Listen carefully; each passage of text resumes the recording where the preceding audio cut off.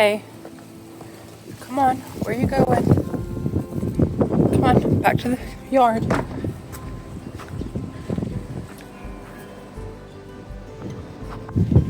Good morning, everyone, and welcome to our garden.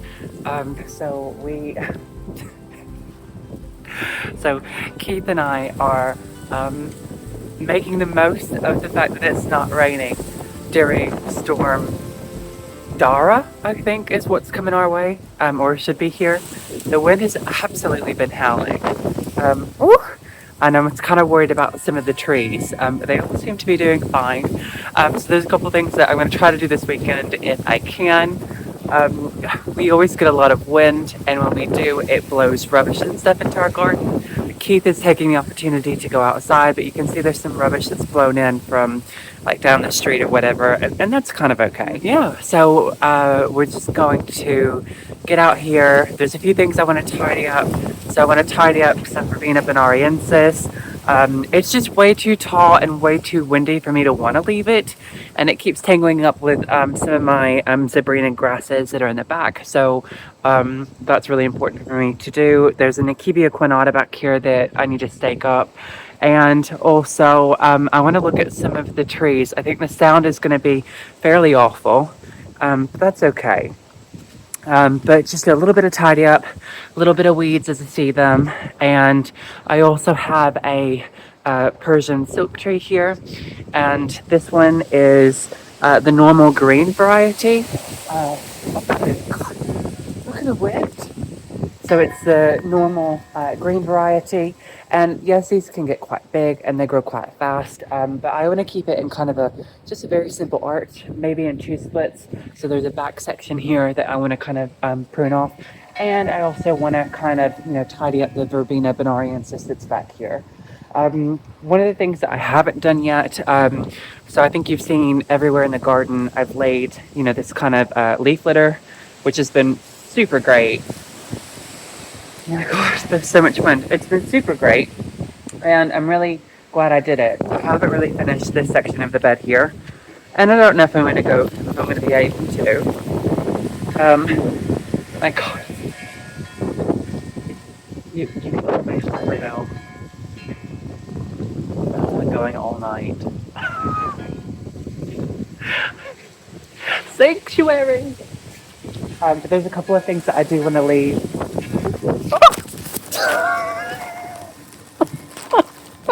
Oh my God, I fell!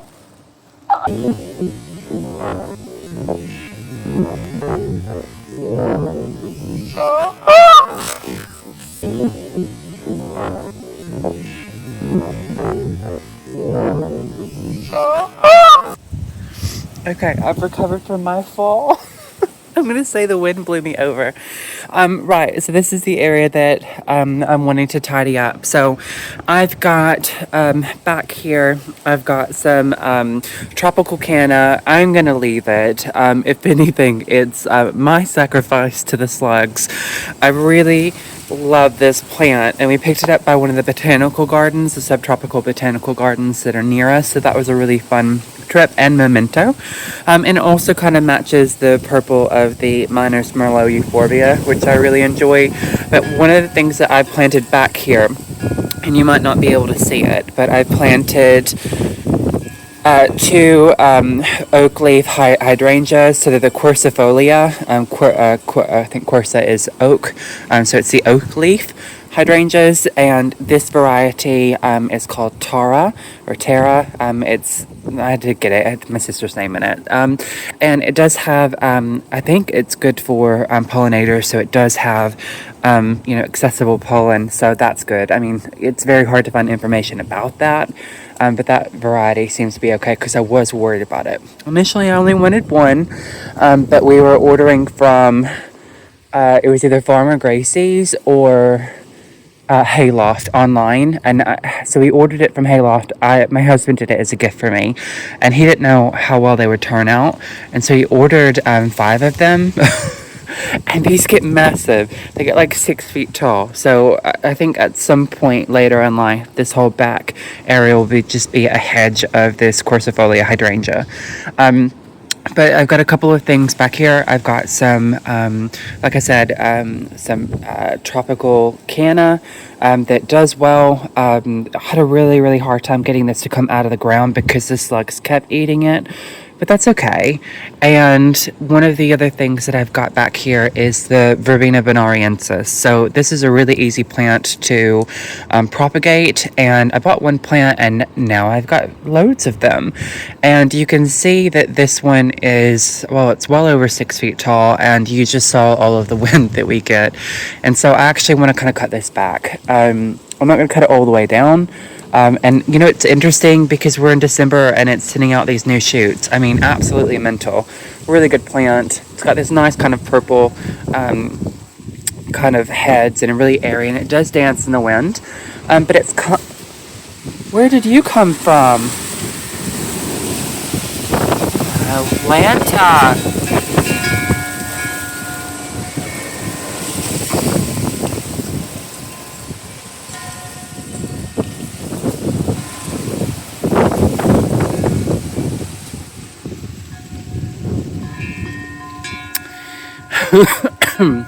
So you can see I've got some variegated grass in here. I think this is I swear this is a miscanthus. Sometimes I mislabel my grasses, but I think this is miscanthus zebrinus, and there's two different varieties. There's a dwarf variety and there is this one. So this one is about six feet tall, and it's got the most amazing like flower heads. I just love that, and I want this to last as long as possible. I've already kind of bundled it up. You can see I'm losing a couple of pieces down here, and so I just really want to make sure that I can see this, and that's why I'm going to cut the Verbena bonariensis. The other thing is I've got a conifer back here. So this is a blue arrow juniper, and it's doing okay. It's got that blue color. It's got a nice shape to it. It stays relatively slender, and this is going to get quite tall. So that's the long-term back structure. And the other thing that I've got back here that I'm going to kind of clear up some space for is I've got a Pinus sylvestris. I have forgotten the name of this one, but it's basically a very upright pine, and it's blue. And this is its second year in the ground, and eventually it's going to be quite tall. These guys are going to have to go, but it's going to be quite tall and piney, and I love that. There's a few other things in here. We've got the Betula Jackmontii, I think, is this one. So it's the white birch. I'm not going to prune it yet. I think I'll wait till the spring, but these two bottom branches need to go because this will get quite big, and I want to be able to walk under. And the sun rises from this side, so east is definitely that way, and so this bed gets quite a lot of sun. And while I do have trees planted in it, I want to make sure that what I'm planting down here gets as much sun as possible. I haven't quite figured out this bed, in that I've got a Sephora Sun King here. Yellow flowers. Slugs really, really dig this one. They love it. They can't get enough of it. And I've got some Fire Chief thujas. So there's one here, one here, one here. So I did want a little bit of formality in here, but I think I like quite a wild planting scheme. I've got some Dysoma in the back that should get much bigger. And I've got an Elwoodii Chemiciferous, I think is what this one is, in the front. And this is going to get kind of slender and stay blue. So I'm hoping that I've got like this triangle of blue. And then I've backfilled behind this with the Ancient Mariner rose from David Austin, which is completely defoliated. I don't know why ants like to build their nest under rose bushes. It's bizarre. It must be the aphids or something. Closer to their food source. If anyone knows, let me know. But in essence, I need to kind of cut this down. But again, I think I'm going to wait till the spring. And I've got a Bihu Acer Japanese maple, and this one's really struggling, and I think it has wilt in some areas. You guys, I think I'm just going to leave it, and that might be the wrong thing to do, but I think if I end up cutting off these branches that are infected, it's like almost all of the tree. So I don't know. I'm really hoping that I can get some fertilizer in spring that'll help feed the cambium layer and it can be a little bit stronger and fight it back. I have had a couple of acers that have had a little bit of wilt and they've bounced back just fine without any intervention from me. So I'm just going to have to keep an eye on it. But I haven't really figured out this bed in terms of height structure. I do want things to be taller at the back and then kind of fold down with a few things that are kind of dispersing through here. And of course in here I've got some kind of spring flowering things. I've also got some Aquilegia and some Scabiosa. Oh, that bell's really going. I love that bell. My mom had one and I couldn't help myself. I had to get one too. I think hers is bigger, so Lord knows what that sounds like. But again, so it's this back branch here. I want to kind of cut off and then maybe cut this down. So I'm going to have a look and see what I'm going to do with this one. And this is getting a little bit bigger. And I think I'm going to let it get just up to here, just up to the top of the fence, and then keep that in its shape. And all of my other trees that are deciduous, they're completely bare now, which is fine. You know, winter gives a garden good movement, and sometimes you get not bored. Bored is the wrong word. You just get used to what you have. And during the summer, this is completely full and lush. And so it's very exciting in spring when you start seeing everything kind of emerge, which is groovy. But yeah, so I'm not doing much today. I'm just tidying this stuff up here, collecting the rubbish that's blown in.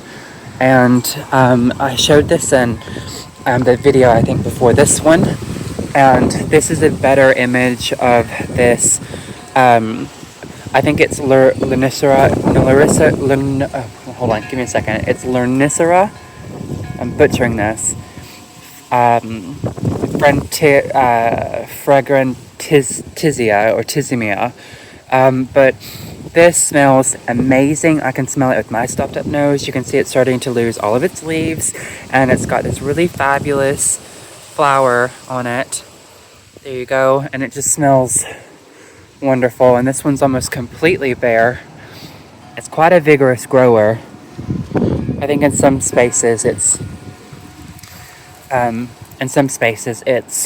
invasive. So yeah, so not much. Just gonna work on this and maybe try to tie up my my rickety bamboo arch. I'm just doing this so that I can stake a weeping birch tree across. In the video before, you saw me stake this. Oh, there's the wind.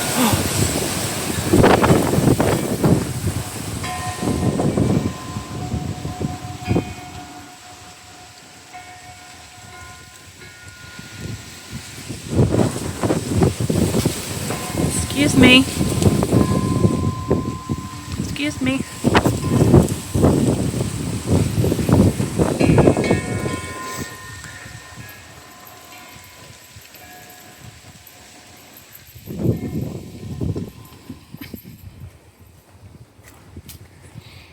Yeah, so it's this area here that we're working in. All right, so feel free to watch along and see what it looks like at the end. I'll try to get a better photograph of it. Sorry, Keith. Let's have a look. So this is the view here. You can just see in the back there and there. So I'm just going to tidy that up a little bit. I might even cut that rose back some, I think. I'm going to leave the grasses. I'm not going to touch those. And then I'm going to tidy up this tree here. I'm going to cut it back. It's a vigorous grower. I think it can handle it.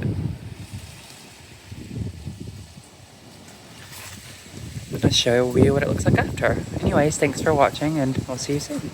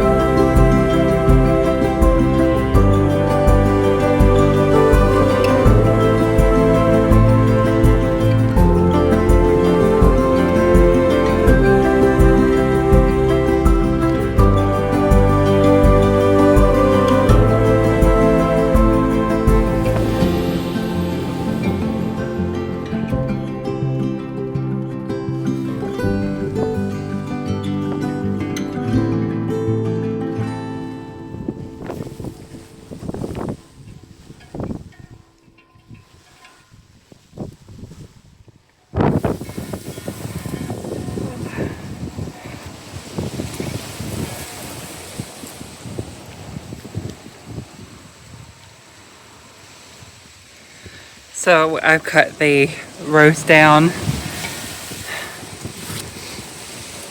So I've cut the rose back so it doesn't get too tall and it's bushy. I freed up the blue arrow juniper. That's what I planted there. So that should get just up to there and stay quite thin. Tidied back the Verbena venariensis. It was going strong. It was just way too tall. Tied up the miscanthus. Eventually this is going to get quite wide, which I'm excited about because I really, really like the plumes at the top. How fun is that? I'll try to get closer.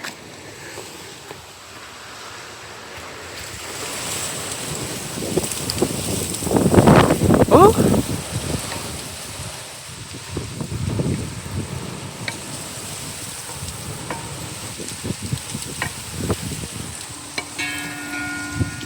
Keith is hunkered down in the grass over there. Is he gonna do a zoomies? There he goes. Get it, Keith! Get it! Get it!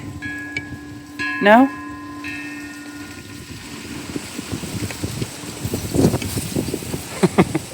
This grass pathway I'm really liking.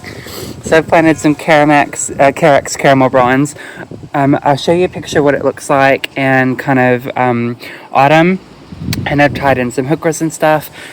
It's probably really messy for a lot of you, but I quite like when I'm sat here and I'm looking at this, I just feel completely enclosed.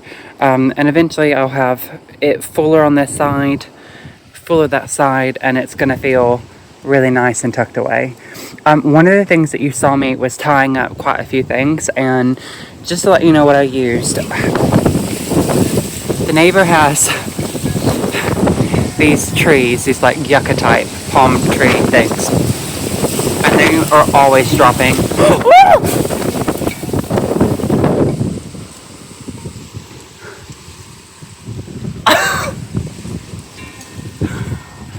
Oh my god! Anyways, I almost died, Keith. I almost died. That come flying from over there. Wow, okay, I'm gonna go inside.